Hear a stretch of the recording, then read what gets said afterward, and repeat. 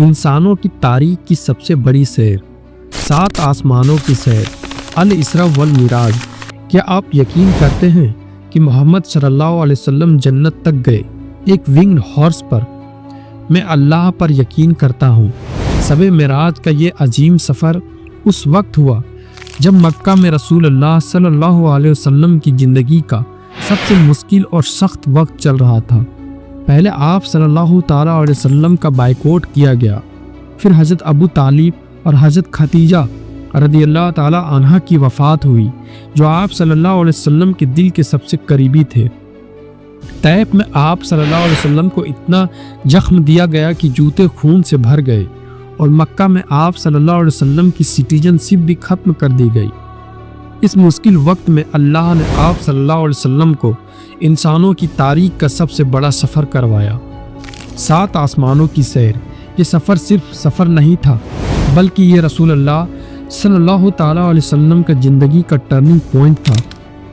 इस सफ़र के फ़ौरन बाद मक्का की मुश्किल ज़िंदगी छोड़कर आप सल्लल्लाहु अलैहि वसल्लम ने मदीना हिजरत फरमाई, जहां आप सल्लल्लाहु अलैहि वसल्लम के लीडर और रियासत का सरदार बन गए।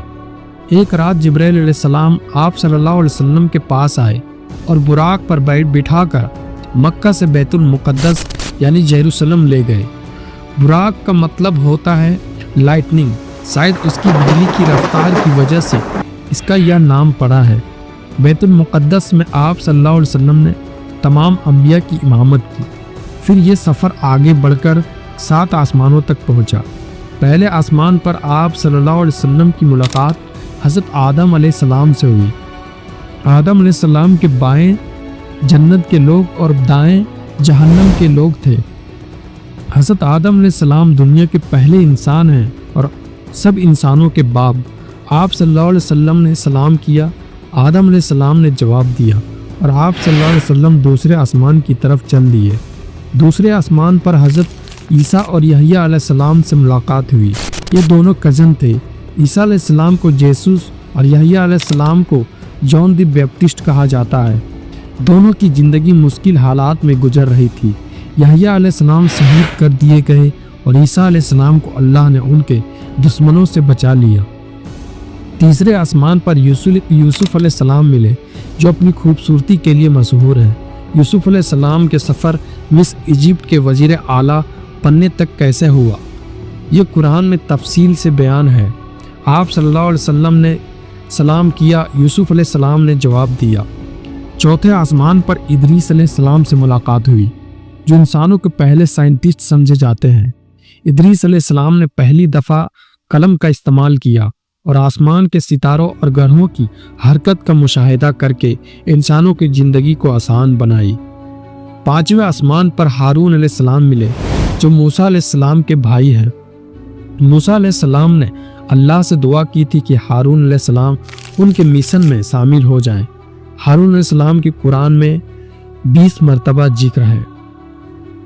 छठे आसमान पर मूसा अलैहिस्सलाम से मुलाकात हुई, जिनका कुरान में जिक्र 136 दफ़ा है। मूसा अलैहिस्सलाम की कहानी दुनिया की सबसे इंटरेस्टिंग कहानियों में शामिल है। उन्होंने बनी इसराइल को फिरौन की गुलामी से निजात दिलाई। 7वें आसमान पर इब्राहीम अलैहिस्सलाम से मुलाकात हुई, जो तमाम इब्राहिमिक रिलीजन्स का असल है।